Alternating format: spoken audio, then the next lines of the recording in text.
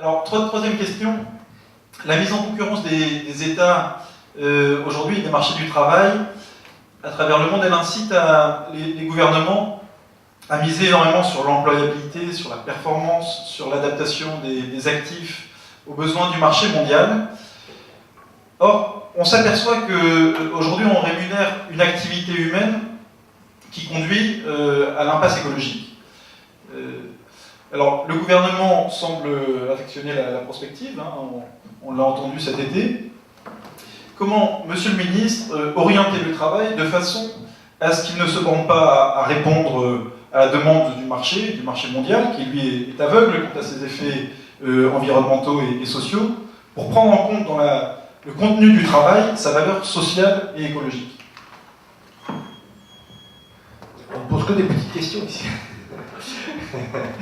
Non, mais qui sont fondamentales. Je voudrais revenir sur ce que disait Dominique Méda à un moment donné sur la limite à la croissance, qui est en l'occurrence la consommation des biens naturels ou, par le rejet de gaz à effet de serre, les effets nocifs pour l'ensemble de la planète. C'est un élément fondamental. C'est un élément fondamental qui est très difficile à faire percevoir aujourd'hui, parce que quand on est dans l'urgence sociale immédiate, lorsque vous êtes dans l'urgence de faire face à une restructuration industrielle ici, il faut éviter des licenciements là, ben regardez l'écotaxe, quoi. Vous êtes en Bretagne, vous avez un abattoir qui ferme, c'est une urgence, c'est un scandale, c'est perçu comme un drame, et c'est un drame, et ça se transforme en suppression du portique de l'écotaxe. Où est le rapport? Non, simplement c'est des gens qui ont vu l'horizon se ralentir tellement qu'ils butent sur un horizon qui est un horizon de réflexion, même à quelques jours ou à quelques mois, et je ne veux pas payer l'écotaxe. Alors que le principe même de l'écotaxe est justement pour faire en sorte que l'on intègre dans le coût de la production cette question des effets sur l'environnement, et en plus en essayant de le faire payer à ceux qui se promettent beaucoup, parfois de manière non pertinente, non seulement écologiquement, mais même économiquement, et rapprocher les circuits de distribution, créer des cercles de production qui soient des productions de plus de grande proximité, c'est quelque chose qui est intelligent économiquement et qui est intelligent pour le développement de notre territoire. Donc, la question écologique, elle fait partie de la crise d'aujourd'hui, et elle doit faire partie des réflexions d'aujourd'hui. Il ne faut pas être simplement dans la prospective. D'ailleurs, au fond, pardon, je terminais par ça, c'est peut-être la difficulté de l'action politique au plein sens du terme, ici comme ailleurs, dans la situation d'aujourd'hui. Il faut au même moment répondre à l'urgence sociale, c'est celle qu'on a décrite au tout début, et au même moment engager des réformes en profondeur pour répondre aux défis de l'avenir, aux défis de l'avenir qui est à 10 ans, parce que c'est en regardant à 10 ans qu'on peut voir les conséquences des processus d'aujourd'hui, et c'est en regardant à 10 ans qu'on peut prendre dès maintenant les premières décisions nécessaires pour que ceci ait des effets à 10 ans. Et je vous assure que pour un gouvernement, des gouvernements, prendre au même moment les deux décisions ensemble, dans un contexte où par ailleurs il y a une pénurie d'argent public d'une manière générale, c'est quelque chose d'extrêmement compliqué. C'est plutôt passionnant, c'est plutôt intellectuellement et du point de vue humain de l'action quelque chose de passionnant, mais c'est extrêmement compliqué et difficile, et on le voit là aussi tous les jours où tout d'un coup vous avez des Français qui pouvaient être sensibles à cela et qui, on le voit là, deviennent tout d'un coup, voilà, c'est cet horizon qui se rapproche parce qu'ils butent sur une réalité immédiate qui est la seule qui compte pour eux. C'est pour ça qu'il faut être en capacité, et des réflexions comme celle-ci peuvent le permettre, d'être à la fois dans cette urgence sociale à laquelle il faut répondre et dans cette perspective, en particulier dans le domaine écologique, environnemental, de préservation, et non seulement de préservation, mais de création d'une économie productive autour de la préservation de l'environnement, parce que je le répète, il y a des actions, il y a des métiers, il y a des innovations qui sont elles-mêmes extrêmement porteuses d'une croissance d'une autre nature, qui ne s'enregistrera peut-être pas en 0, quelque chose de notre taux de croissance, mais qui sera peut-être la croissance la meilleure pour répondre aux grands défis et aux grands besoins de l'avenir de pays comme le nôtre. On entend bien la difficulté de prendre de front l'urgence sociale et l'urgence écologique, mais dans le métier de ministre du Travail, comment on fait pour changer la teneur en emploi d'un point de vue environnemental? Est-ce que c'est un sujet sur lequel vous êtes impliqué? Oui, enfin, comment je ne veux pas avoir toutes les responsabilités à la fois. mais je travaille beaucoup avec le ministre de l'Environnement justement sur ces nouvelles filières. Je travaille avec le ministre redressement productif. Alors il est productif, donc ça fait un peu anti-environnemental. Parfois sur certains sujets, il peut apparaître, comment dirais-je, comme borderline pour ceux qui sont très environnementaux. Mais il a aussi, et on l'a vu avec ces 30 grands nouveaux projets, cette volonté de nouvelles filières. Et ce qui sont, elles, des nouvelles filières respectueuses à la fois de l'environnement et ayant un contenu social et un contenu donc environnemental d'une autre qualité. Donc on travaille avec tous. Mais je veux juste reprendre deux exemples. Comment travaille-t-on pour l'avenir en mettant en place des réformes? On appelle ça des réformes de structure. C'est terrible parce que quand on dit en France réforme de structure, c'est le terme utilisé par FMI, OCDE, etc. Donc ça veut dire réforme libérale ou ultralibérale. Non! Quand on met en place la réforme de la formation professionnelle, telle que je viens de vous l'écrire, je ne mets pas en place une réforme ultra-libérale, je mets au contraire une réforme qui va aller profondément dans l'intérêt des personnes. Je ne répète même pas des individus, hein, mais des personnes, de tout dans un cadre collectif, dans un cadre géré collectivement, avec y compris des prélèvements obligatoires, mais aussi des partenaires sociaux qui sont partie prenante de cette affaire. Quand on met en place la sécurisation de l'emploi, je pense que la loi sur la sécurisation de l'emploi, tout le monde pense à l'aspect, c'est normal, on est dans l'urgence, qu'est-ce que ça veut dire en termes de maintien de l'emploi ou qu'est-ce que ça veut dire en termes de PSE, est-ce que ça va plus vite, moins vite, est-ce que ça évite des licenciements ou pas? Je pense qu'au total, ça rompt avec la préférence pour le licenciement de tout le système économique français. Une entreprise ne se posant pas les questions suffisamment en amont, quand elle arrive au bord du gouffre, n'a plus qu'une seule solution, le licenciement, le partage du travail, si je puis dire. Enfin, le partage du travail en sortant du travail, ceux qui sont là. C'est la seule solution. Et c'est toujours comme ça qu'on raisonne. Encore aujourd'hui, vous avez EADS qui annonce des suppressions de postes, mais enfin, dans un contexte où par ailleurs le groupe EADS crée des postes. Je trouve ça scandaleux qu'on présente ça comme étant... Et je pense qu'ils le font sciemment parce que paraît-il ça fait monter les cours de bourse. Non, alors que par ailleurs, Airbus crée des postes en quantité, et donc il devrait y avoir une vision globale.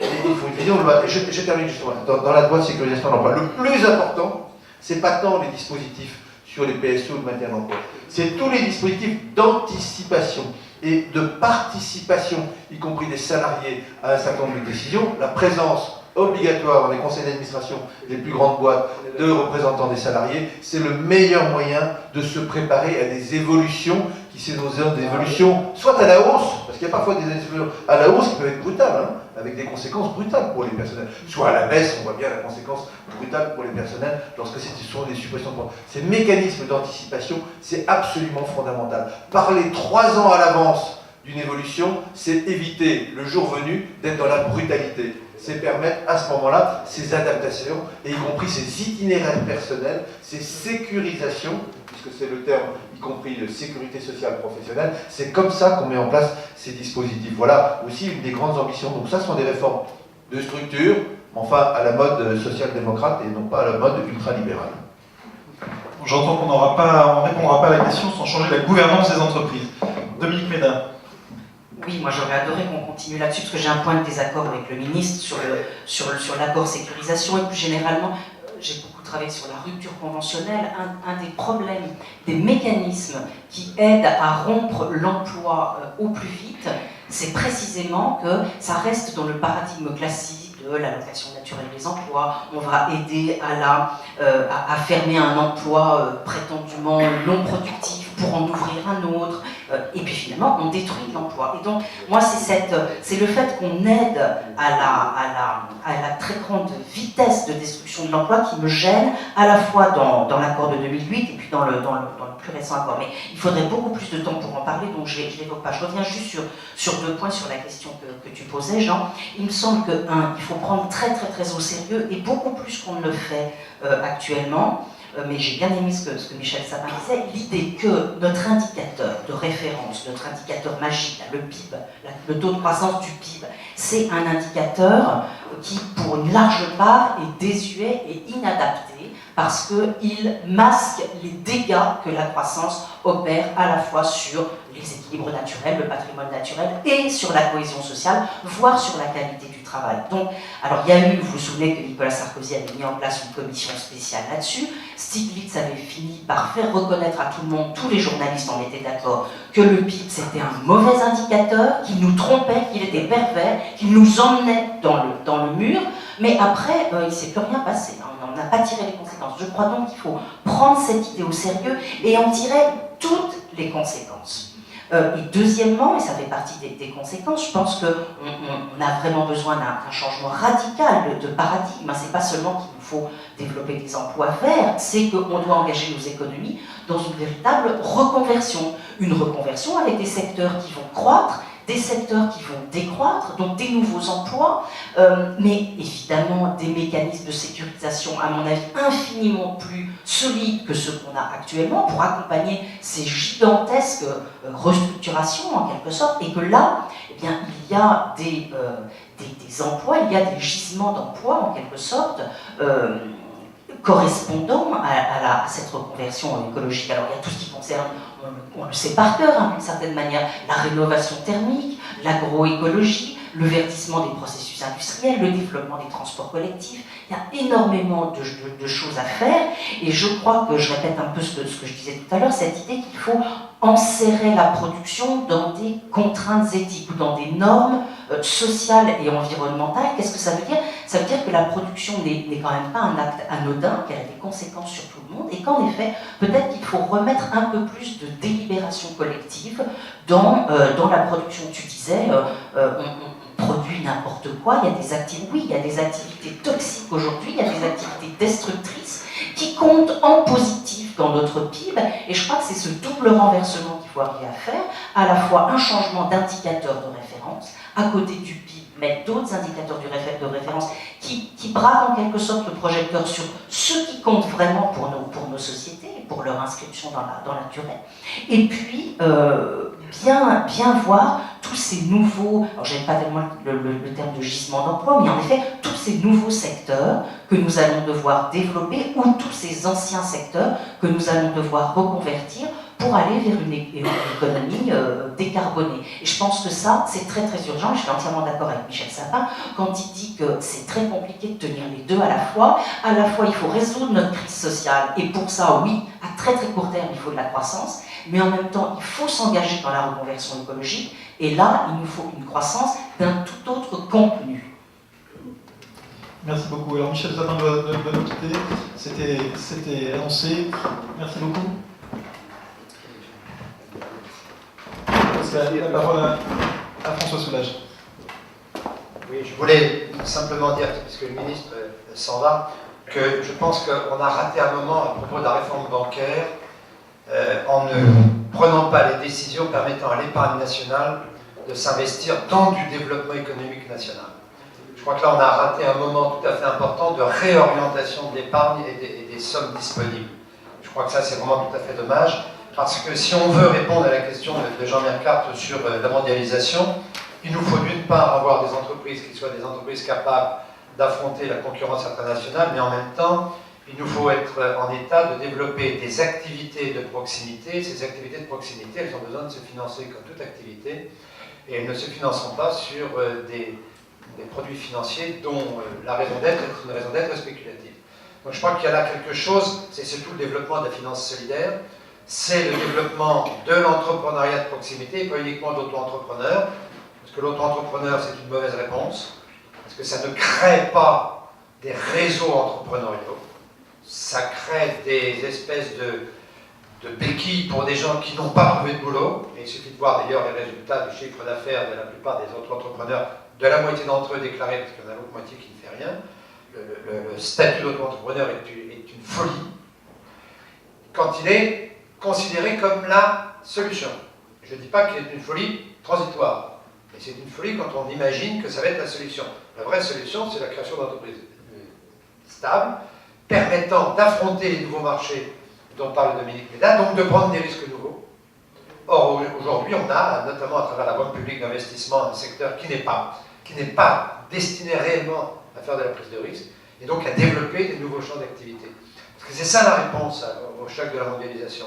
C'est de voir où sont les marchés au niveau, qui est le niveau pertinent aujourd'hui, c'est le niveau européen, pas le niveau de la France, mais enfin la proximité avec l'ouverture des frontières, c'est le champ européen. Et là, la France prend du retard. Parce qu'on est complètement axé sur les grandes entreprises, et pas du tout sur les réseaux de proximité. On est, alors, de l'infra-proximité, c'est l'auto-entrepreneur et le bricolage, et puis le champ lui-même, c'est la force de l'Allemagne. La force de l'Allemagne, elle est peuplée de PME extrêmement productives, inventives, dans lequel, je reviens à ce que je disais au début, les relations du travail ne sont pas celles que nous connaissons nous, et donc ils ont une capacité d'adaptation, de changement, ils ne sont pas enquistés dans tout un système hiérarchique extrêmement lourd, et donc ils sont beaucoup plus souples et beaucoup plus réactifs. Et ben voilà, pour moi, la réponse, elle est là, c'est-à-dire il nous faut changer la manière de concevoir l'entreprise. Alors, si le ministre Attala dirait oui, mais ça, c'est pas la responsabilité d'un gouvernement, je ne suis pas absolument sûr. Je crois qu'il faut réfléchir, mais en tout cas, des réformes qui auraient pu être faites, et je pense notamment à la réforme bancaire, est un raté de première grandeur. Merci. Un dernier mot de Dominique Méda, et puis après on prend les questions. Oui, pour prolonger un instant ce que disait François Soula, j'ai peut-être dire une chose que je n'avais pas dit tout à l'heure.